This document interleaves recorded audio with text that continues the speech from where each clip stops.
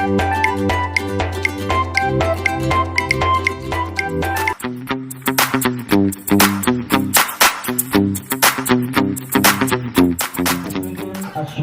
food for the family.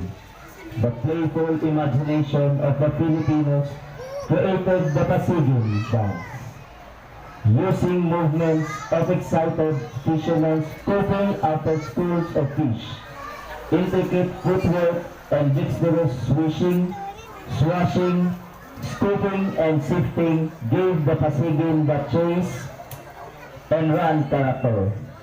The PASIGIN dance would have been an ordinary and playful dance had it not been for a comic relief, where at the end, the ring knot reveals a hole big enough for the fish to escape.